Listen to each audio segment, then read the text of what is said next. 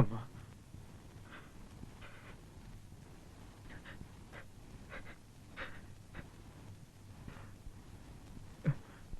அழுவுறியா?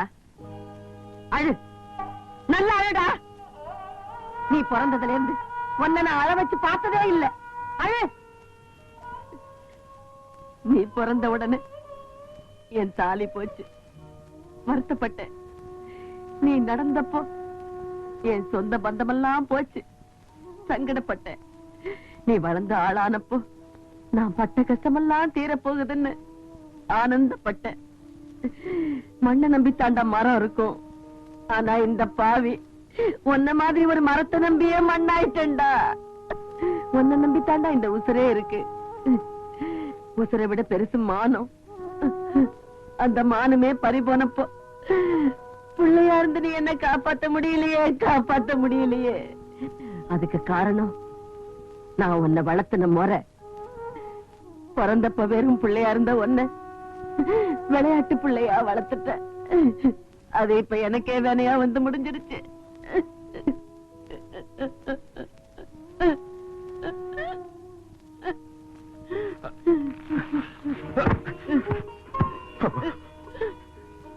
நான் பிறந்தது சாமியை கும்பிட்டதில்லை, எனக்கு எல்லாமே நீதான். ஆமாமா, எனக்கு ஒரு நல்ல அம்மாவை கொடுத்த ஆண்டவன் உனக்கே ஒரு நல்ல பிள்ளைய கொடுக்க போயிட்டான். அப்படி எல்லாம் சொல்லாதப்பா. எனக்கு அந்த ஆத்தா நல்ல பிள்ளையத்தான் கொடுத்திருக்கா. ஆமாப்பா, பெற்றவளுக்கு தான் தெரியும் பிள்ளையோட பெருமை. இந்த பிள்ளைய நம்பித்தாண்டா நான் சவாலே விட்டேன். அதுக்கு நான் கும்பிடுற அந்த ஆத்தா கண்டிப்பா அவனுக்கு எல்லா சக்தியும் கொடுப்பா. அந்த ஆத்தா மேல பாரத்தை போட்டு உன்னை நான் ஒரு ஆம்பளை சிங்கமா மாத்தி காட்டுறேன். எந்திரி, எந்திரி.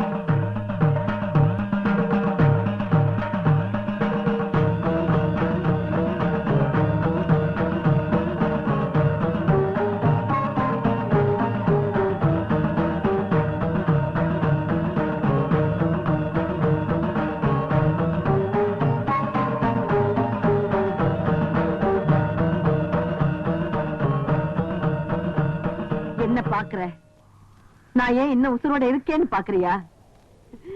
என்னைக்கு ஒருத்தன் 10 பேருக்கு முன்னால என் புடவை இழுத்து என்ன அவமானப்படுத்தினானோ அன்னைக்கே நான் உசுர விட்டுருக்கணும். நான் ஏன் இருக்கிறேன்? ஒண்ணுமே தெரியாத ஒரு பிள்ளைய என்கிட்ட கொடுத்திருக்கியே, அதுக்காகத்தான். ரொம்ப விளையாடுறம்மா, முடியாதம்மா. உன் விளையாட்டை தாங்கிறதுக்கு என் உடம்புல சக்தி இல்லம்மா, சக்தி இல்ல. இப்ப சொல்றேன், இனிமே இவன் என் பிள்ளை இல்ல, உன் பிள்ளை. உன் பிள்ளைக்கு எல்லா சக்தியும் கொடுத்து பாதுகாப்பு கொடுக்க வேண்டியது உன் பொறுப்பு. அதுக்காக இந்த மஞ்ச காப்ப உன் பிள்ளை கையில நான் கட்டுறேன்.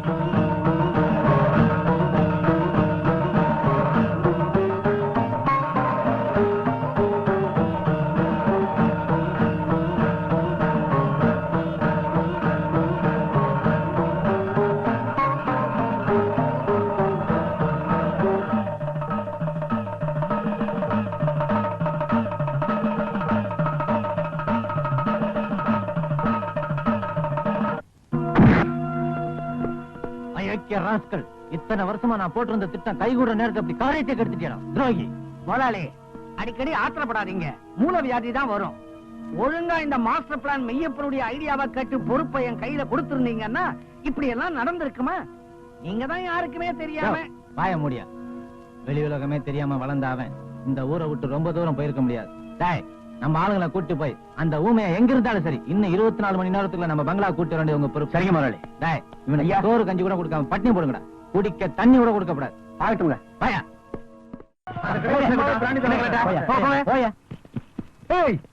நீயா என்னடா கோட்டு சுட்டுலாம் மாட்டிருக்கிற?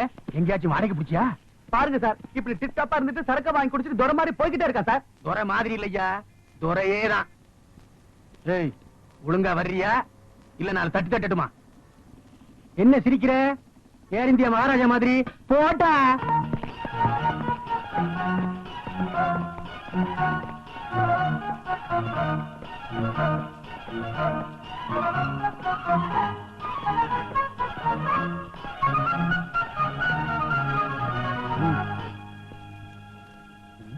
பாத்தியா ஐயா, அனுபவம் பேசுது. எனக்கு பயந்துகிட்டு வந்த உடனே குத்தத்தை ஒப்புக்கிட்டு சார்ஜ் ஷீட்ல கையெழுத்து போட்டான். போட்டா இதான் ஐயா, பேட்ட பசங்க தண்ணிய போட்டா லோலாயத்தனம் தாங்க முடியாது.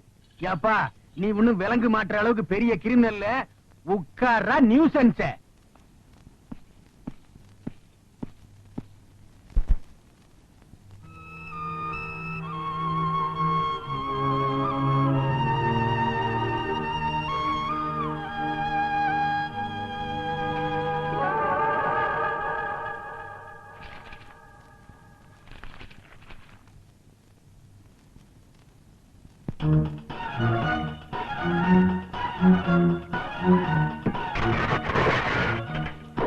பாவி அதே தொடச்ச இன்னைக்கு தாண்டா அது ஓடிச்சு.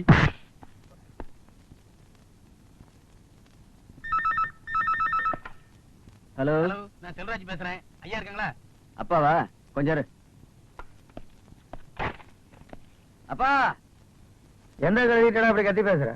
கழுதெல்லாம் இல்ல, நீங்க போடுற எச்சி எலும்பு கலைகிற போலீஸ். ஓ அந்த வச்சு நானே பேசிக்கிறேன். நீங்க வேணா வந்து பாருங்க. பாட்டி தண்ணிய போட்டு பயங்கர லொல்லு பண்ணிச்சு. புடிச்சு உள்ள தள்ளிட்டேன்.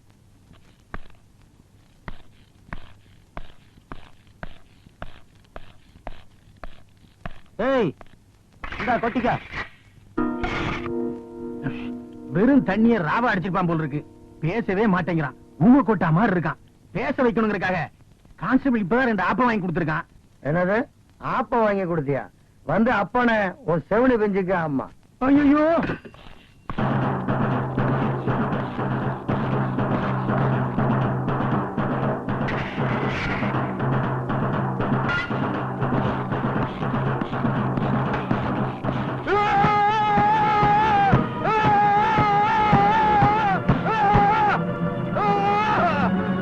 என்னடா ரவுத்து விடுற?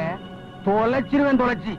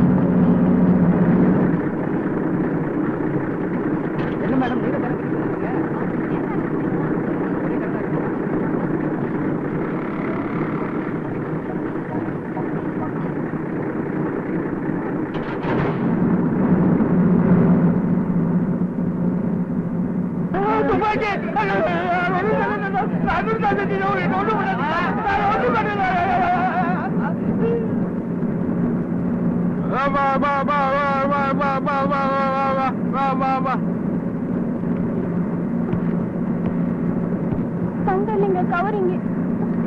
இதுதாங்க குதிரவால.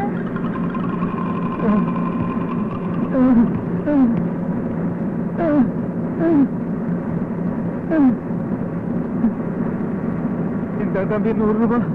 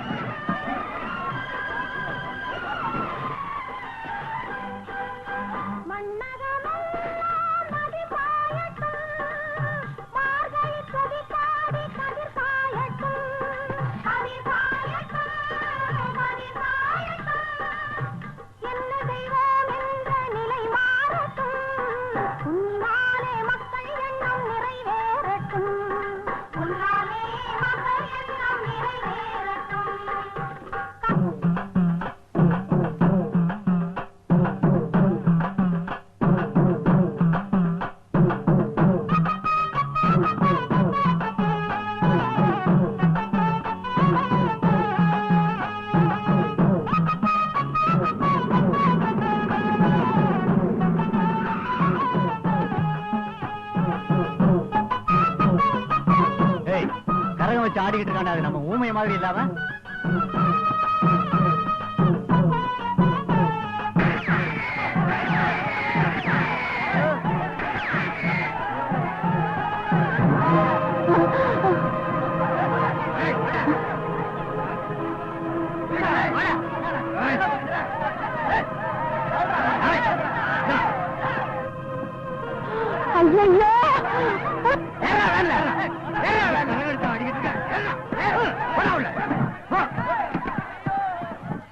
என் நண்பர் விடுங்கடா. டேய், என் நண்பர் விடுங்கடா.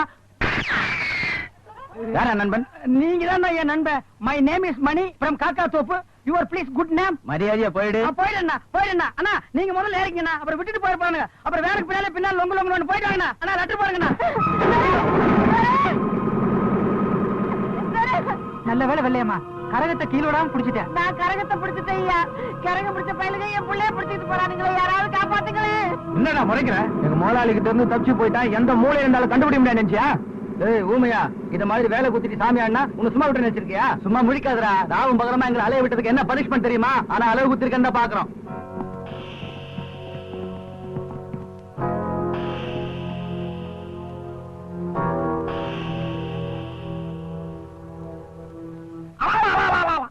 அட பாவிகளா, முருக பக்தரை ஏன்டா இப்படி மிருகம் மாதிரி தள்ளிட்டு வந்திருக்கிறீங்க?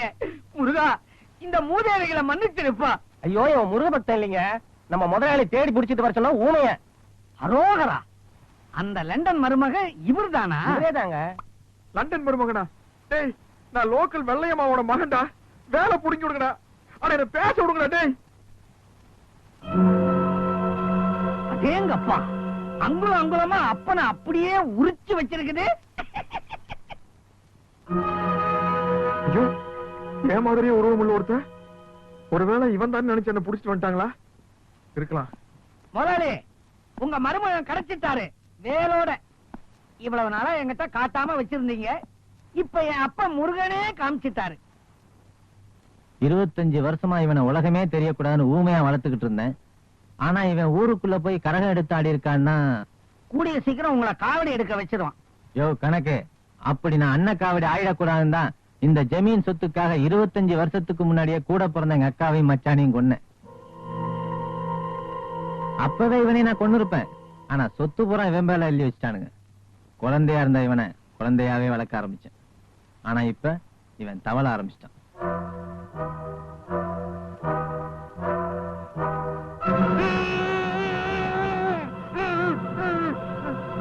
பாத்தியா, நீ வெளியே போனதுனால சூடுனா என்னன்னு தெரிஞ்சுக்கிட்ட. டேய், பூமி ஏதோ திட்டுன்னு நினைக்கிறான். அவன் நாக்குல இருக்க வேலை புடுங்கடா. என்ன சொல்றான்னு பாப்போம். டேய், இப்ப புடுங்க போறியா இல்லையா? என்னால முடியாதுங்க முதலாளி. டேய், புடுங்கடா. இது தெய்வ சமாச்சாரமா வேற இருக்கு. எனக்காக என் பொண்டாட்டி வேற விரதம் இருந்துட்டு இருக்கா. இந்த நேரத்துல இந்த வேலை புடுங்க போய் எனக்கு ஏதாவது தெய்வ குத்தம் ஏற்பட்டு போச்சுன்னா நான் என்னங்க பண்றது?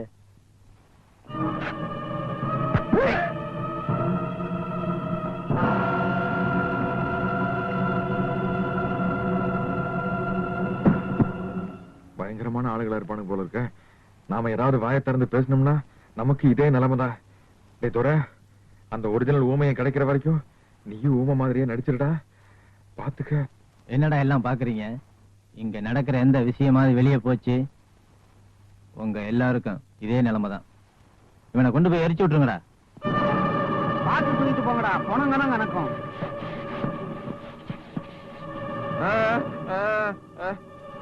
டேய், இந்த ஊமையனை காட்டு பங்களால வைக்கிறது தப்பு. இங்கே ஒரு ரூம்ல போட்டு பூட்டி வைங்கடா.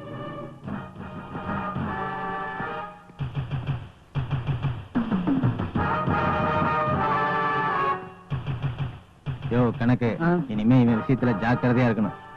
இவன் 5 அறிவு உள்ள மிருகமா இருக்கிற வரைக்கும் நம்ம சொல்றதெல்லாம் கேட்பான். 6 அறிவு உள்ள மனுஷனா மாறிட்டான், 7 ஜென்மத்துக்கு நம்மள விட மாட்டான். புரட்டி எடுத்துருவான். இன்னும் 7 நாளைக்குள்ள இந்த ஜமீன் சொத்தை பூரா எழுதி வாங்கிட்டு அதுக்கப்புறம் அவங்க அப்பா அம்மா இருக்கிற இடத்துக்கு அனுப்பிச்சிருவோம். என்னையா வீதியில பிள்ளை